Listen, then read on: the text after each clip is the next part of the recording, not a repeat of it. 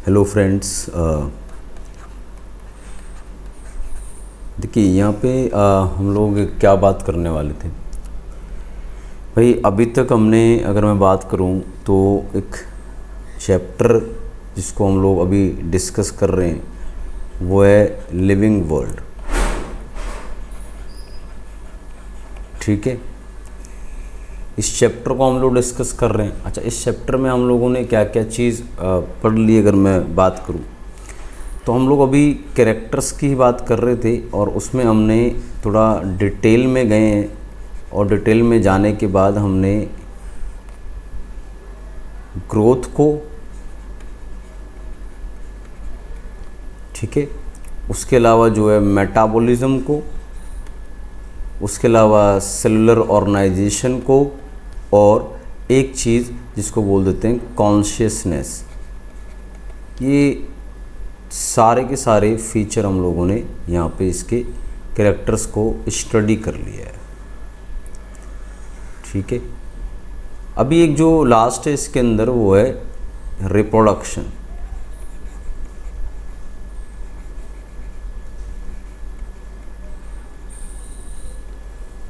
ठीक है, रिप्रोडक्शन वाला आपने को डिस्कस करना है तो उसके बाद अपने कैरेक्टर्स वाला टॉपिक ख़त्म हो जाता है।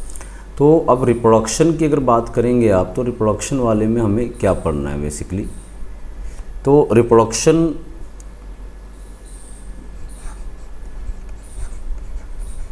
व्हाट इज़ रिप्रोडक्शन, तो आपसे सर जनरली पूछे कि रिप्रोडक्शन की क्या कंडीशन है। तो रिप्रोडक्शन में अगर मैं बात करूं तो रिप्रोडक्शन में हम क्या पढ़ते हैं सर, किसी भी ऑर्गेनिज्म का, न्यू जनरेशन का फॉर्मेशन पेरेंट्स से, और जो नया ऑर्गेनिज्म है वो अपने पेरेंट्स की तरह ही दिखता है। ठीक है, यही पढ़ते हैं कि भाई रिप्रोडक्शन जो होता है आप क्या बोल देते हैं, फॉर्मेशन ऑफ न्यू जनरेशन, ठीक है, सिमिलर टू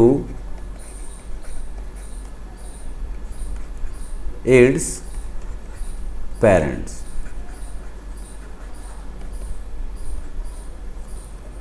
ठीक है, अब इसमें अगर मैं बात करूं तो जो मैंने ये वर्ड लिखा है तो सिमिलर मतलब हो गया ऑलमोस्ट सेम सेम। ठीक है, तो आपके पास दो तरह के रिप्रोडक्शन होते हैं। मैं अगर बात करूं तो इसके टाइप में अगर आप जाते हैं तो टाइप्स में आप दो तरह के रिप्रोडक्शन की बेसिकली बात कर रहे होते हैं।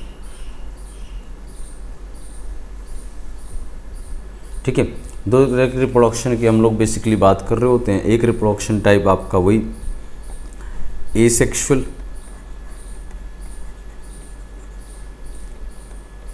और दूसरा आप बोल देते हैं सेक्सुअल। ठीक है, दो तरह के रिप्रोडक्शन की बात कर रहे हैं। तो दो तरह की जो रिप्रोडक्शन है इनमें अगर मैं बात करूं तो वही एसेक्सुअल वाली की अपनी अलग कहानी है। एसेक्सुअल रिप्रोडक्शन की जब आप बात करोगे तो वहाँ तो जो हम लोग सिंपल जानते हैं वो क्या चीज़ है सर, यूनिपेरेंटल होता है।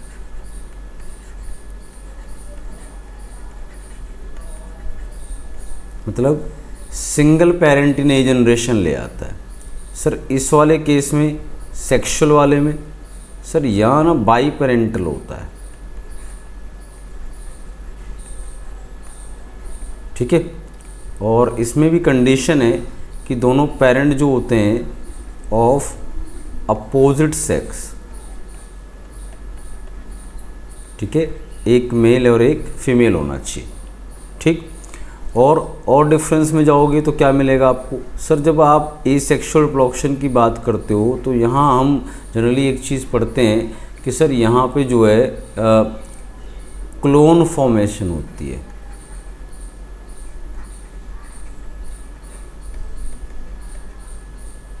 ठीक है सर, यहाँ पे कोई क्लोन नहीं बनते।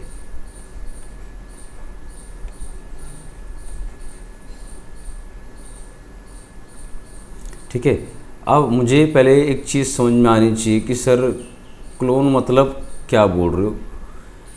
देखो जो क्लोन होता है उसका क्या मतलब होता है उसको थोड़ा सा समझ लेते हैं कि सर क्लोन फॉर्मेशन आप किसको बोल रहे हो। तो क्लोन फॉर्मेशन जो होता है बेटे, वो क्लोन फॉर्मेशन क्या चीज़ होती है कि सर अगर कोई पेरेंट है, मैं इसके अंदर बढ़िया एग्जांपल अगर लूँ कि भाई आप क्लोन फॉर्मेशन किसको बोल रहे हैं, थोड़ा इसको समझ लें अगर कि sir what do you mean by clone formation, कि सर क्लोन फॉर्मेशन मुझे समझा दीजिए।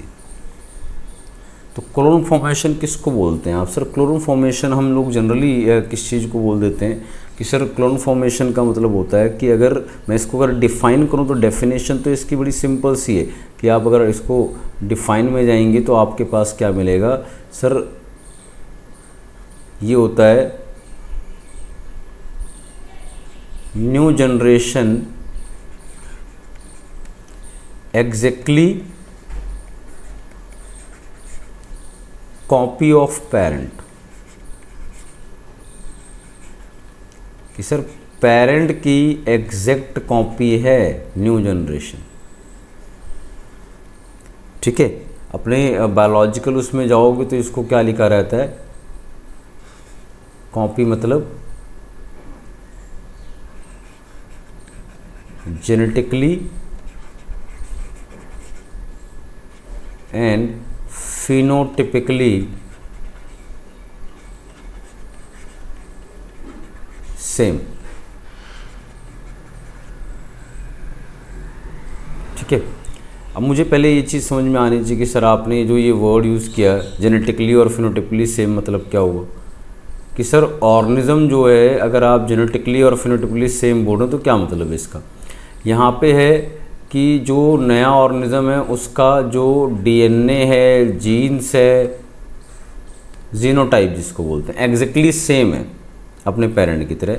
सर अगर डीएनए और जीन सेम है तो कन्फर्म है। फिनोटाइप, फिनोटाइप मतलब हो गया सर उसकी जो फीचर्स आएंगे या आप बोल दें कहीं ना कहीं कैरेक्टर्स आएंगे। ठीक है, एक्सप्रेशन जो भी आएगा चाहे वो मॉर्फोलॉजी हो, एनाटॉमी हो, कुछ भी हो। ठीक है, मेनली ये मॉर्फोलॉजिकल को डिफाइन करता है, मतलब दिखने में सेम। ठीक है, फीचर्स, एक्सप्रेशन, या मैं अगर बात करूं तो मैं बोल रहा हूं कि सर मॉर्फोलॉजी या दिखने में भी एग्जैक्टली सेम होगा अपने पेरेंट की तरह। ठीक है, एग्जैक्ट कॉपी होगी अपने पेरेंट की अगर आप इसकी बात करेंगे, exact same as parent, morphology का ये मतलब होता है। ठीक है भाई, तो क्लोन फॉर्मेशन में अगर आप जाओगे तो आपके पास क्या होता है, एग्जैक्ट कॉपी होती है पेरेंट की। तो ये क्लोन फॉर्मेशन मैंने किसके अंदर बताया, पहले इस चीज़ को हमें समझना पड़ेगा। सर आपने ये बताया जब एसेक्सुअल रिप्रोडक्शन होता है और सर पेरेंट सिर्फ एक ही इन्वॉल्व होता है। जैसे हम सिंपली पढ़ सकते हैं कि सर जो अमीबा होता है सर उससे जब नई जनरेशन आ रही है तो एग्जैक्ट कॉपी होती है। ठीक है, तो जैसा ये पेरेंट है सर उसी तरह ये डॉटर सेल्स होती हैं।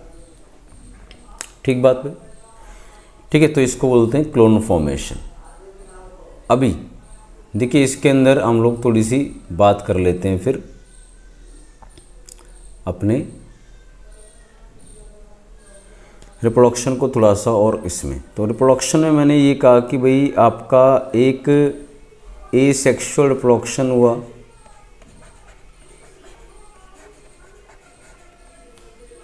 और सर एक दूसरा आप कह रहे हैं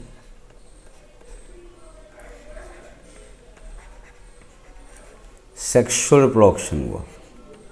ठीक है, दोनों में सर आपके पास एक डिफरेंस तो हमने ये पढ़ा कि भाई ये वाला जो होता है अगर आप इसकी बात करेंगे तो सर ये वाला तो यूनिपेरेंटल होता है, ये वाला बाई पेरेंटल होता है। साथ में इसमें क्लोन बनता है सर, इसमें क्लोन नहीं बनता है।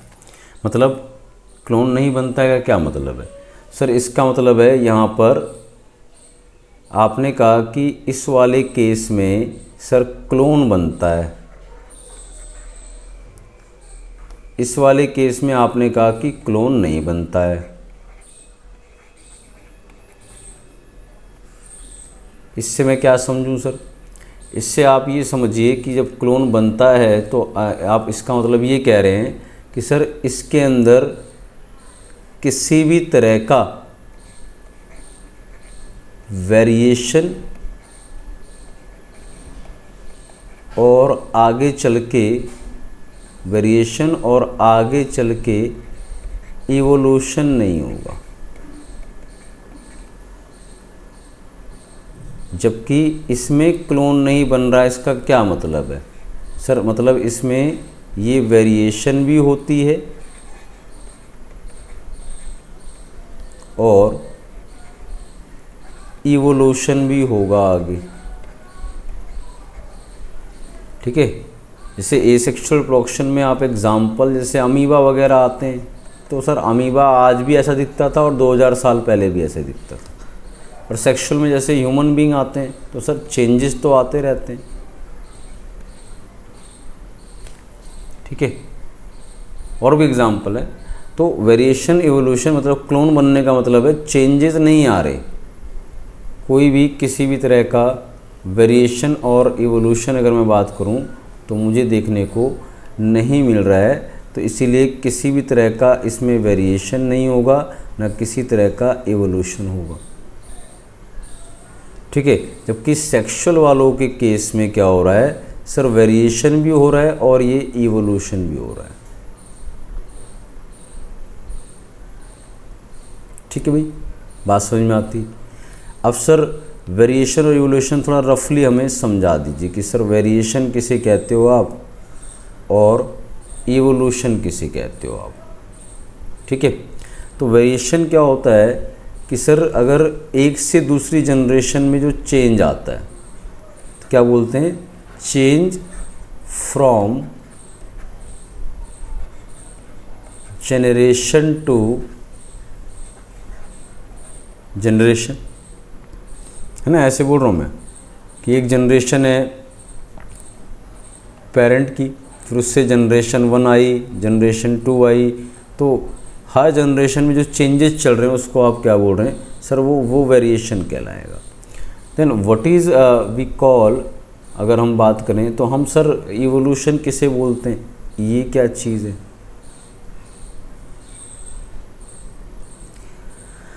देखो जैसे मान लो हमारे पास एक जनरेशन है, जनरेशन 1, फिर आई जनरेशन 2, जनरेशन 3, इसके बाद मान लो nth जनरेशन आ गई, मतलब कितनी भी हो सकती है। तो मैं वेरिएशन किसको बोल रहा हूँ?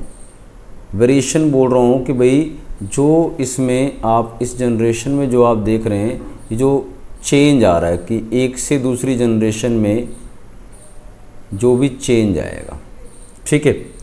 इवोल्यूशन आप कैसे बोलते हैं? इवोल्यूशन आप बोलते हैं, मान लो ये पहली जनरेशन थी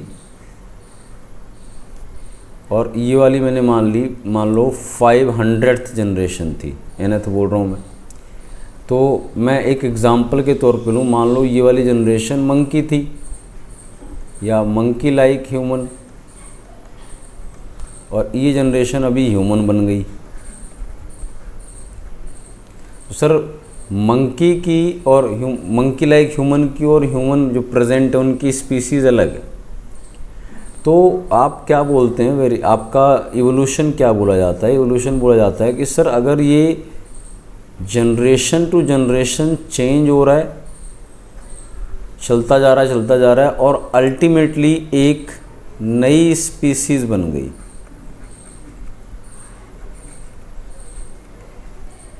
अगर नई स्पीसीज़ बन गई तो आप क्या कहेंगे सर? ये कहलाएगा, that is called as evolution. मतलब यहाँ पर आप इसको लिख सकते हैं कि अगर मैं इवोल्यूशन को कहूँ तो इसको लिखा रहता है स्लो एंड कॉन्टिन्यूअस चेंज। कहाँ से कहाँ sir? From generation to generation and finally new species form।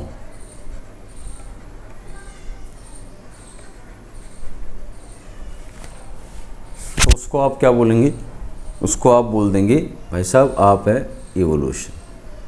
तो ये जो दोनों फिनोमेना है ये किसके अंदर होते हैं सर, सेक्सुअल रिप्रोडक्शन में। पर ऐसा कुछ भी नहीं होता किसमें, एसेक्सुअल रिप्रोडक्शन में। ठीक है, डन।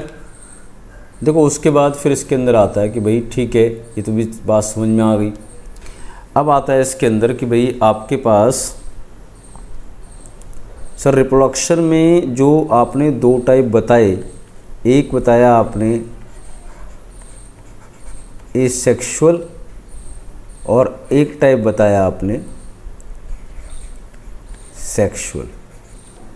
ठीक है, जो ये दोनों टाइप ऑफ रिप्रोडक्शन हैं, इन दोनों टाइप ऑफ रिप्रोडक्शन में मेरे पास एक जो बहुत इम्पॉर्टेंट डिफरेंस है वो क्या आता है सर, एक बहुत इम्पॉर्टेंट डिफरेंस ये आता है दोनों में, सेक्सुअल और एसेक्सुअल रिप्रोडक्शन में। वो ये कि भाई आपके पास जो है, एक पहली बात तो मैं एक फिनोमेना बताऊं पहले कि आपके पास देखो डिवीज़न होते हैं।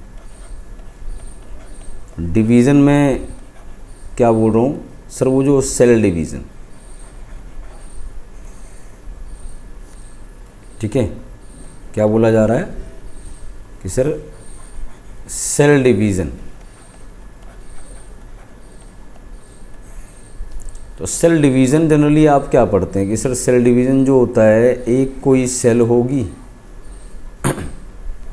ठीक है, वो डिवाइड करेगी और डिवाइड करके दो या दो से ज़्यादा में मान लो आ रही है, इसको आप डिवीज़न बोल रहे हैं। अब पहली बात ध्यान रखें कि आपके पास अगर कोई डिवीज़न चल रहा है, उस डिवीज़न में कुछ ऐसा हो रहा है कि मान लो ये वाली सेल में लिख रहा हूँ पेरेंट या मदर सेल, और इसमें क्रोमोसोम दिखा रखे हैं 2n। इसने डिवाइड किया और डिवाइड करके फिर 2n बन गया, मतलब डॉटर सेल में भी 2n है ना, दीज आर डॉटर सेल्स।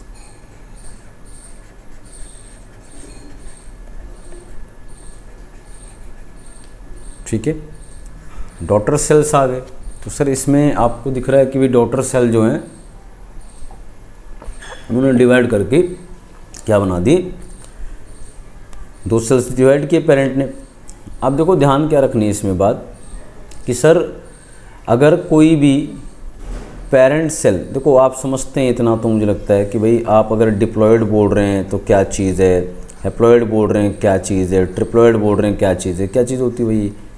तो इसको थोड़ा समझ लेते हैं, ठीक है, ह्यूमन के कॉन्टेक्स्ट में ही समझ लेते हैं पहले। सर डिप्लॉयड का मतलब हो गया जहाँ पे क्रोमोसोम के सेल के अंदर दो दो सेट हैं,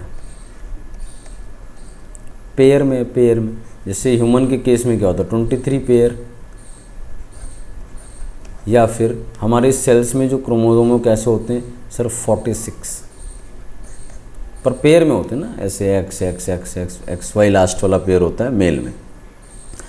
अगर वही क्रोमोसोम जो हैं सर दो दो के पेयर में ना होके सिंगल सिंगल हो, जैसे अपने गेमेट्स में होता है सर, यही अगर 3-3 के सेट में तो ट्रिप्लॉयड, ऐसे टेट्राप्लॉयड, पेंटाप्लॉयड ये सब आएगा। ठीक है, तो अभी जो बात हो रही है वो क्या हो रही है कि सर आपके पास जो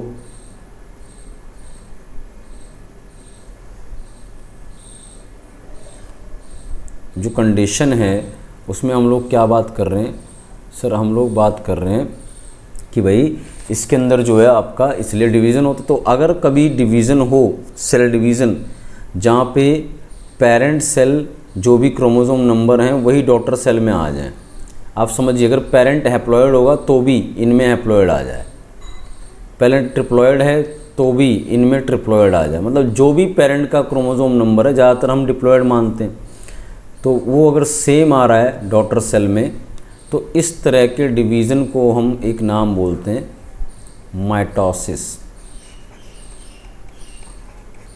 माइटोसिस या माइटोसिस या आप क्या बोल रहे हैं, माइटोटिक डिवीज़न, एक ही चीज़ है, माइटोटिक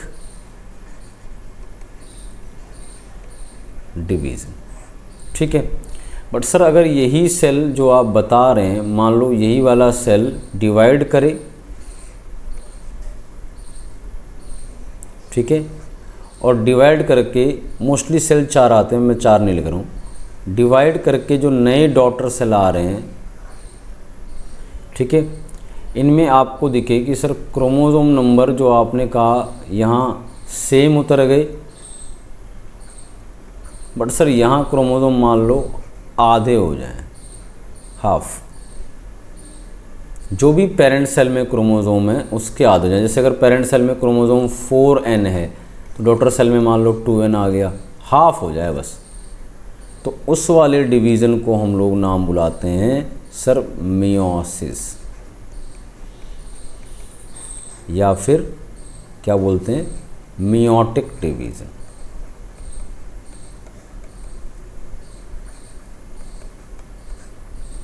ठीक है, ये बात ध्यान रखेंगे। अब इसी बेस पर अपने पास क्या आता है, रिप्रोडक्शन का थोड़ा सा प्रोसेस आता है, उसको हमें समझना होगा। वो क्या है उसको समझ लेते हैं कि सर जब आप दोनों की बात कर रहे हैं जिसमें एसेक्सुअल रिप्रोडक्शन हो गया, फिर दूसरा आपका हो गया सेक्सुअल रिप्रोडक्शन, तो आप दोनों की जब बात करेंगे तो आपको एक डिफरेंस जो मैं कहूँगा अपने नीट के एग्ज़ाम में 11-12 में पूछा जाएगा, वो आपको ये नहीं पूछेगा यूनि पेरेंटल होता है बाई पेरेंटल होता है, वो आपको जब भी क्वेश्चन आएगा तो आपको क्वेश्चन क्या आएगा कि भाई साहब सेक्सुअल एसेक्सुअल रिप्रोडक्शन में मुझे मियोसिस माइटोसिस के बेस पे बताओ। तो ध्यान रखना इसके अंदर सिर्फ माइटोसिस होती है, यही वाला डिवीज़न होता है। मतलब इसके अंदर आप क्या कह रहे हैं कि किसी भी तरह का सर मियोसिस नहीं होता, कहानी ख़त्म। बट जब आप सेक्सुअल रिप्रोडक्शन में जाएंगे तो आप क्या कह रहे हैं, सर इसमें जो है दोनों होती हैं, माइटोसिस भी होती है और मियोसिस भी होती है। ठीक है, बट थोड़ी सिचुएशन ये ध्यान रखिएगा कि माइटोसिस मियोसिस आपके इसमें कब होती है।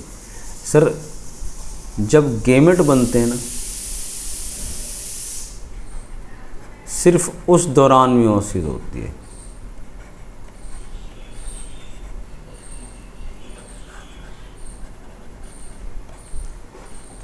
गेमेट फॉर्मेशन, जबकि माइटोसिस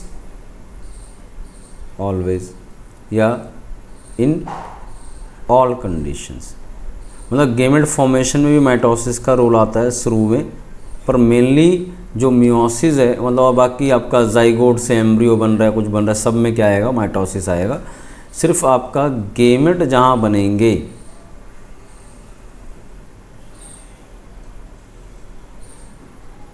वहाँ क्या होने वाला है, मियोसिस। ठीक है, तो ये डिफरेंस है एसेक्सुअल और सेक्सुअल रिप्रोडक्शन में। ठीक है, तो ये अपना जो है जनरली अगर मैं बात करूँ तो आपके पास ये पूरा फीचर या पूरा ये टॉपिक सेक्सुअल रिप्रोडक्शन क्या होता है और आपका रिप्रोडक्शन क्या है। तो हम लोगों ने अगर मैं बात करूँ तो हम लोगों ने यहाँ पे कंप्लीट कर लिया कि भाई जो हमारे पास टॉपिक था कि भाई व्हाट आर द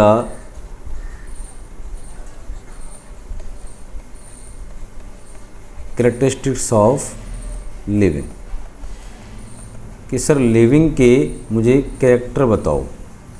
तो हम लोगों ने इसमें पढ़ लिया कि सर एक कैरेक्टर होता है ग्रोथ, वो आपने बता दिया। फिर एक कैरेक्टर होता है रिप्रोडक्शन, वो अभी अभी पढ़ा। एक कैरेक्टर होता है मेटाबॉलिज्म, एक कैरेक्टर होता है सेलुलर ऑर्गेनाइजेशन, एक कैरेक्टर होता है उसको बोल देते हैं कॉन्शियसनेस।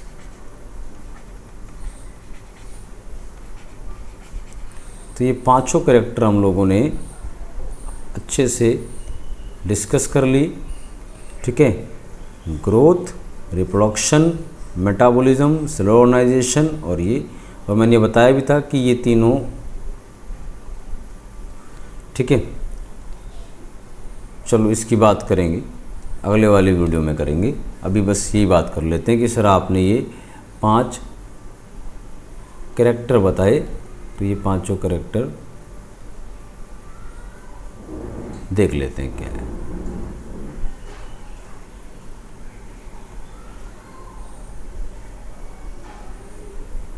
ठीक है, तो दैट्स ऑल। इसको हम फिर नेक्स्ट लेक्चर में आगे करेंगे। ओके,